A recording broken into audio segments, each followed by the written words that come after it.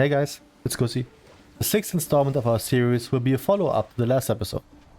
Considering I just really enjoy pain, I did even more dungeons and some raiding in order to fill up our coming vault to an insane amount. But more on that later.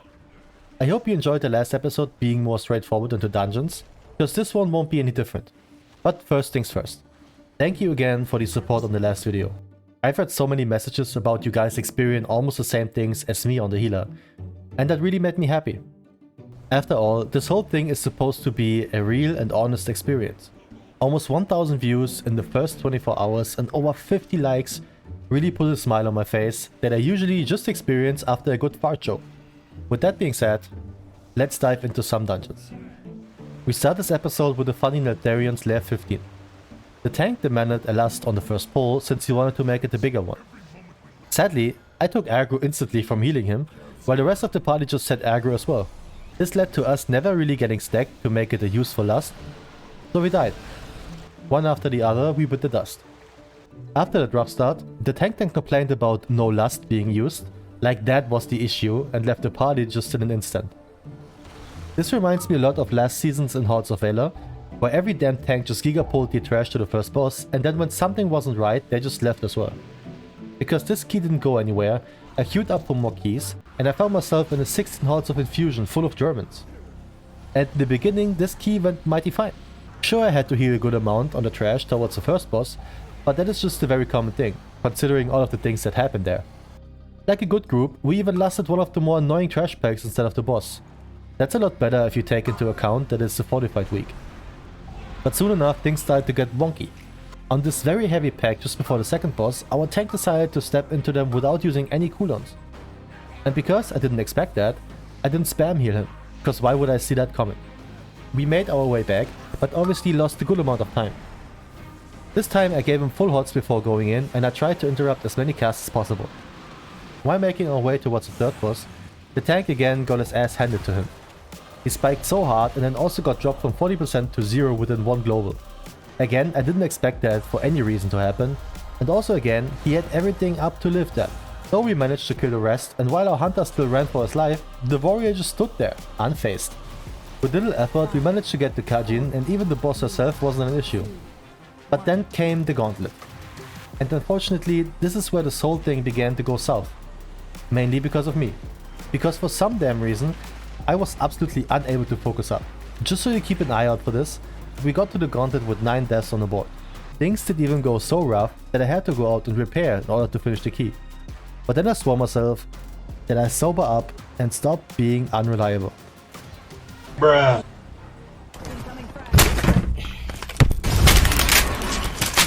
So that attempt, we killed the mini-boss, and we finally arrived at the final boss. With 27 deaths. 18 times someone died on a gauntlet. That's rough. But sadly it didn't end there. Because on the very first intermission run... I hate myself. I received the CR of shame and was able to finish the dungeon on my own 2 feet, I guess. Seemingly upset about my own performance, I apologized and left the dungeon like a little bitch. Right after that, I tried to do the key again I was denied earlier, Neltharion's Lair 15. And even though the tank didn't do that sort of giga-pull, he made things really rough on me, by not standing still. Because he wiggled so much, he managed to tap half the party with the shard throw multiple times, forcing me to spam heal everyone a lot. Not sure if I would have managed that with fist weaving, to be honest. On Rockmora, I trolled a little bit with my positioning, only making it harder for myself to hit everyone with Shaden's Gift after each stomp. Don't do that. You don't need to stack with the party, but at least try to be around them for sure. Everything until even after Naruxus went as per usual, but the next few packs really annoyed me a lot. Just simply because there's so much damage coming to the party, targeted randomly. And because that's not enough, I totally forgot that the Scorpion also has a cleave. Now I will remember that one, well at least for the rest of this run. The final boss went totally fine, until it didn't. For some weird reason, both melee DPS decided that the golem is none of their business anymore, and just ignored it while tunneling on the boss. Don't be like to those gentlemen, always kill the golem first. With 3 of us remaining, we killed the boss and got ourselves some extra 62 rating, which means we achieved Keystone Master. And that also means we got ourselves a Draconic Mark of Mastery, that allows me to buy myself a heroic great value tier item.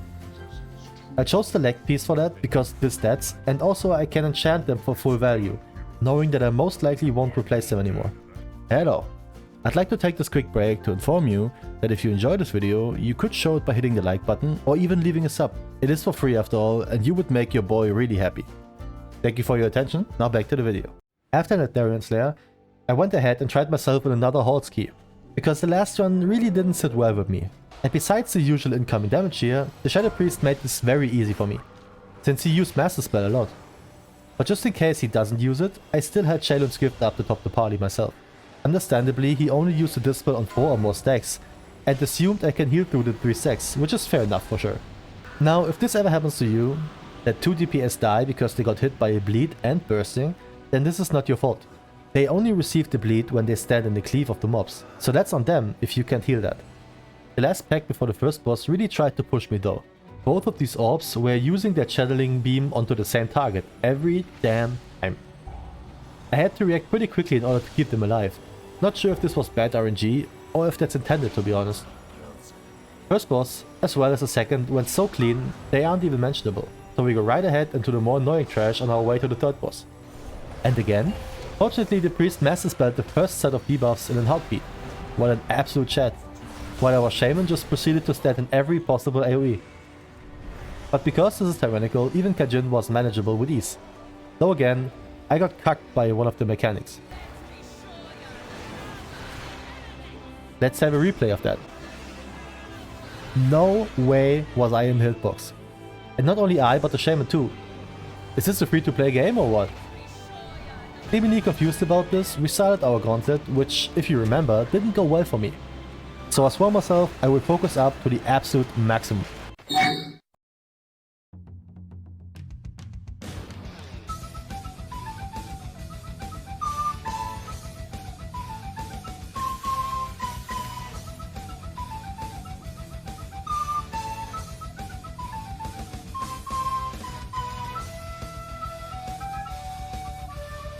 Didn't got hit once, because I am that guy. On the boss itself, our shaman felt the wrath of standing too close to the boss. Because either him was actually too close, or the tank was too far away, leading to the shaman getting melee hit more often than not. Even leading to him being targeted by the actual tank mechanic Squirrel Buffet. Not sure if it helped, but I tried to tell him to take a step back. And, on the intermission run, focused up even more. No more dying up in this bitch. Even getting 6 score from this, I quickly reminded the shaman again how to avoid being slapped before I checked the healing down on this boss fight. I had to heal him for over 3.3 million this fight alone. Don't know what to say, but you're welcome? After that I applied to a Brackhide 14 because 16s wouldn't take me sadly, and I wanted some score from there, but I forgot to press record and started to recording pretty much here. Well, we make this quick. Easy 2 chest, 45 rating, and a necklace that I gladly gave away to the monk. Next is yet another Neltharus, but because the one we had in the last episode was so stressful, I already aged about 2 years just before we even started. And because this was also a 16, instead of the 15 from last time, I was worried this get even more tense. But I was in for a surprise because this dungeon was mad. Mad boring. Because here's what happened. Besides us not using the chains at all, everyone did exactly what they are supposed to do. The tank pulled what he could handle, the DPS did hella damage, and the priest dispelled pretty much all of bursting. Though I really wasn't enjoying the first installment of Neltharus this week, in this one I almost fell asleep. And if you consider the lack of chain used, with the low amount of mobs pulled, we still 2-chested this thing because the DPS was just insane. 11 rating to our name, and I would have loved to show you more about this run, but there was legit nothing. And expected a little bit of action from the next run, I decided to get into a 16 Uldaman.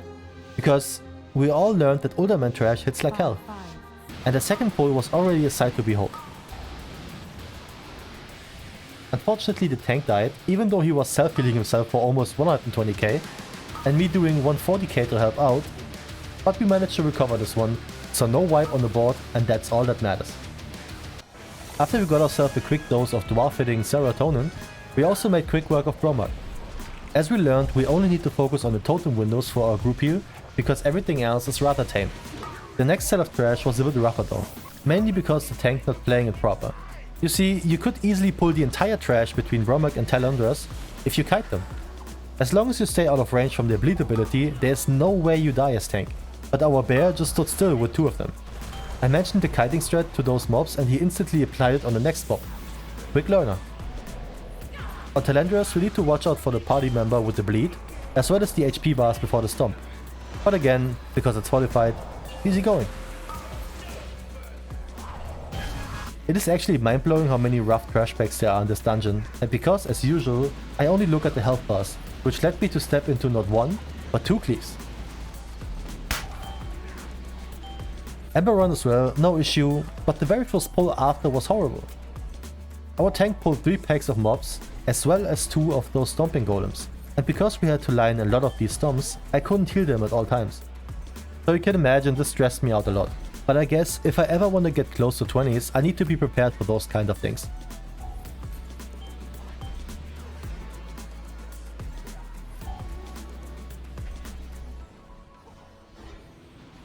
Unfortunately, we lost too much time on our way, so we only won chess at this run, still leading to 10th score to an overall of 2079. After this one, even though I felt like I had enough of this week, I was determined to get one more 16 done in order to have 2 441 options in our vault. And what you didn't see is, I also killed 5 bosses on Heroic, for 2 shots at the potential Heroic Chromatic Essence. I also got Heroic item level set hands from there. The last dungeon of this week will be Freehold 16. This is actually the 12th dungeon this week, so I don't want anyone to say I won't take this serious. Also, I might need help. Like seriously, mental help. Pulling the first pack in here always brings joy to me, because of the memories I have when playing DPS. Those were the times, man. Yet still, I'm amazed by the amount of selfie blood decays are able to pull off. The highlights of this run was surely all the trash packs we had, but honestly, unless the group took damage, I was sort of useless with that ridiculous amount of selfie. And to be honest, no way I should have died here. I could have used stun in order to prevent getting slapped, but for some reason, my mind took healing as the more important duty. Lesson learned. Second boss, no issue. Shark boss, no issue.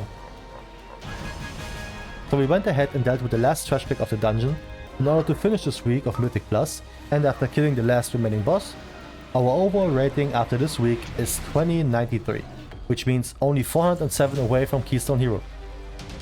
I wished everyone good luck in their vault and was happy with my doings for this week. Like mentioned, this is what our vault looks like. Both of those 441 options for Mythic Plus could be massive, as well as a potentially lucky shot at the raid trinket. After I spent pretty much all of my crests I had left, the current item level is 429. I really need to start farming 60s next week in order to get some mad crafted gear, because I could already tell that people didn't want to invite me to their keys due to the lack of gear. But with that, we end our 6th episode of our Zero to Hero journey. As always, thank you a lot for spending your time with me, and I hope you had the most fantastic day whenever you see this, and I will catch you in the next one. Peace.